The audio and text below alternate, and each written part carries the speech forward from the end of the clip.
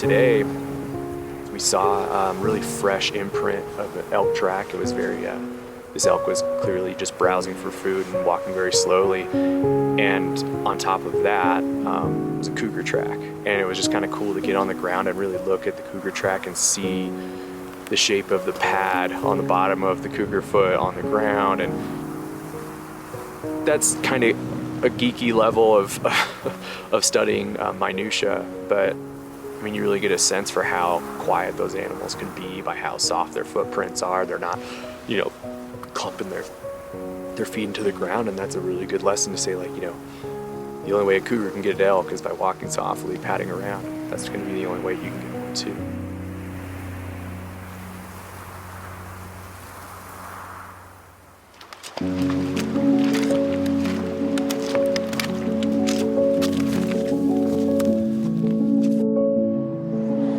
That's kind of why I like coming back to these places is, you know, the stories that are told. These animals are virtually untouched. Not many people see them, and they don't see many people.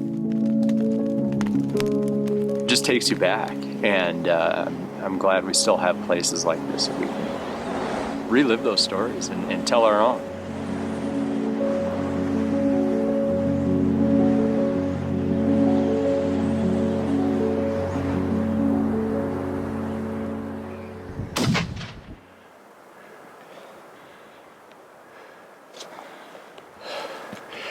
Snow squall.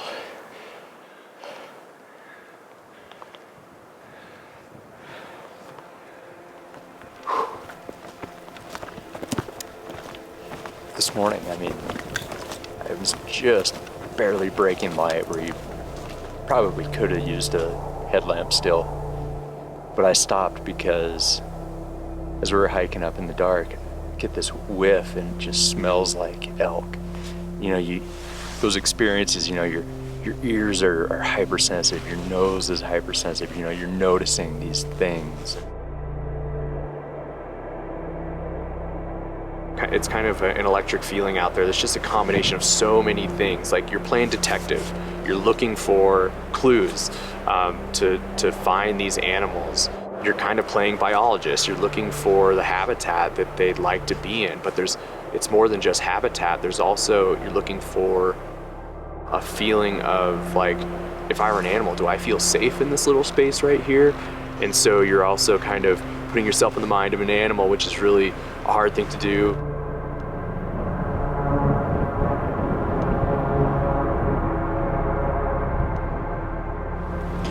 I think we found what made the tracks. We just crossed some fresh elk tracks.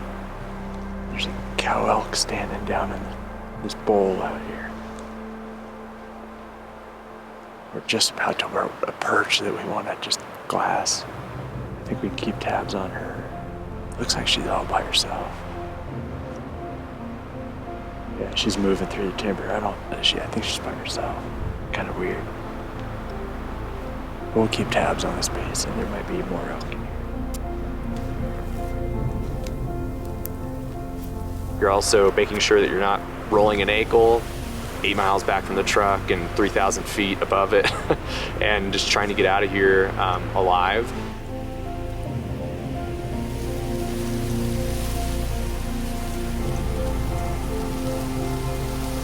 I'm sure my face is all red from the wind burn and the sun, and my eyes are red because the wind is blowing in them. I'm trying to keep them open to look for animals and stuff like that. And it's just, it's a different kind of challenge. Learning that you can overcome some serious things that can happen to you in the woods is really valuable. When I go back home, it's like, if I have a challenge, I think like, well, you know, I did hike an elk out 3,000 feet above camp, and it was really pissing rain, and it was sleeting in my face, and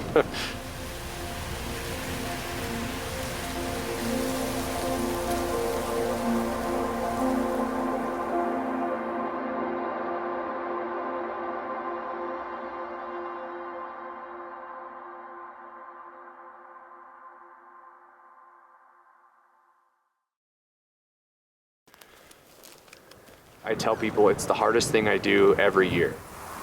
someone had told me that and it wasn't related to hunting, I would ask them, you know, like, why would you do this thing that's really challenging? And obviously there has to be some reward out of it. And it's just such a reward that I will keep coming back to. So I just love being out here. It's so much different than everything else.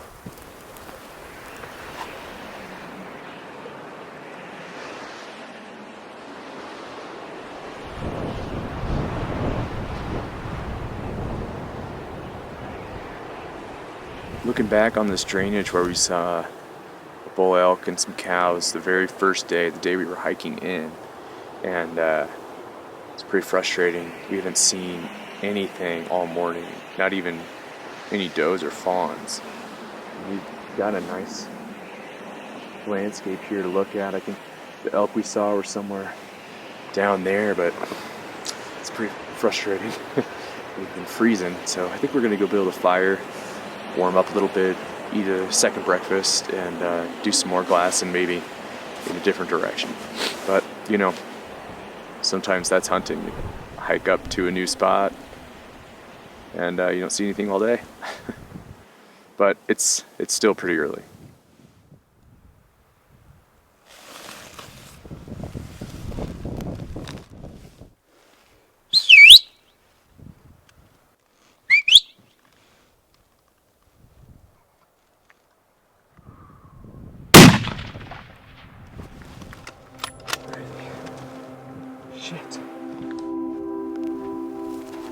At the exact moment we were standing up to go start a fire and warm up, Jason spotted a really nice buck running up this grass slope, and I grabbed my gun, and right here in the tan grass was the best shot presented, but I wasn't ready. My breathing was really intense and it was going all over the place. And so I calmed down, and he ran right up to these trees, and I whistled and he stopped, and I actually felt really comfortable with my breathing and my shot, but I didn't have my gun relaxed on anything. It was all just my body, so there's still just subtle movements, and the shot was about 240 yards, which isn't the longest, but I pulled the trigger. I was excited. The shot wasn't necessarily on my terms, if you know what I mean. The deer was a surprise and I didn't have time to really set up, but I did feel confident.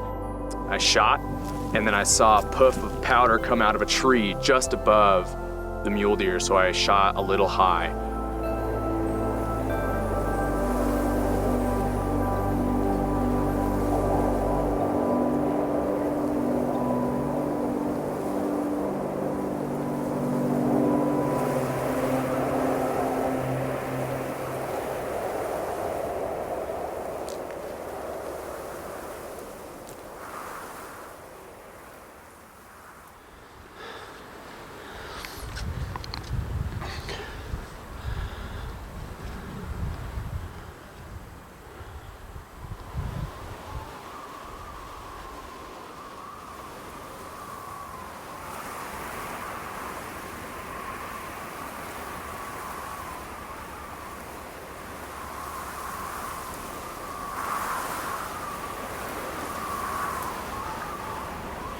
High hopes for this evening.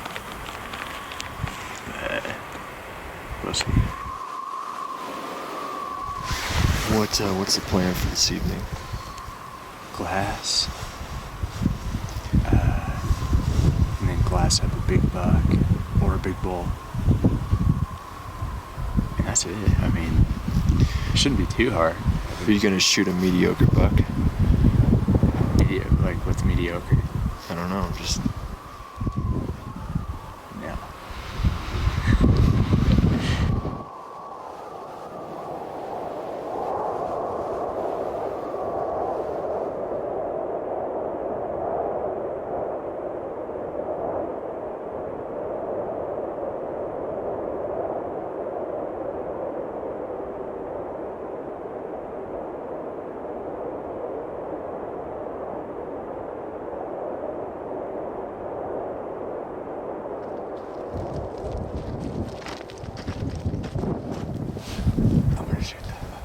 Yeah, you go ahead. I can't see him, but you shoot him whenever you're ready. He's gonna be up in that tree. Okay, you shoot whenever you're ready. Okay. Okay, I can't see him. Okay. Oh, yeah, he's there.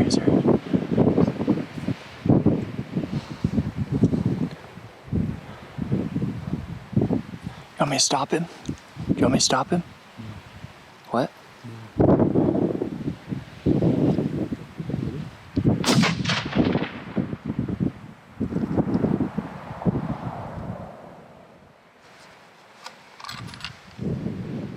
Did you get that? Oh yeah. Is he down? I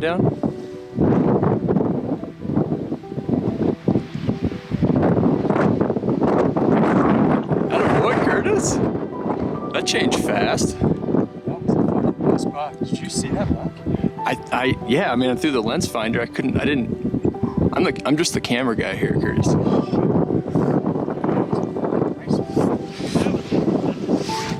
Did you see that buck? Yeah, when I saw him in the scope, I went, oh shit. When I saw the look on your face, you're like, I'm gonna shoot that buck. I was like, he must be decent. Well, his head was down, I couldn't tell. I was like, eh. And then he picked his head up. I'm like, whoa, that's a decent buck. He's a good one. Watch, we're gonna get up there. He's gonna be like this small basket back buck. Thanks, man. Yeah, I had to wait for him to clear. See that dead snag? Oh yeah. I couldn't see him, that's why. I thought you said you could see him. I'm like, just No, wait. I couldn't see him. And then when he stepped clear, I'm like, okay, he's got to do it. And then I watched that shoulder go forward, and I went, okay, bang. Nice work, dude. Nice shot, too. All right, let's go find him.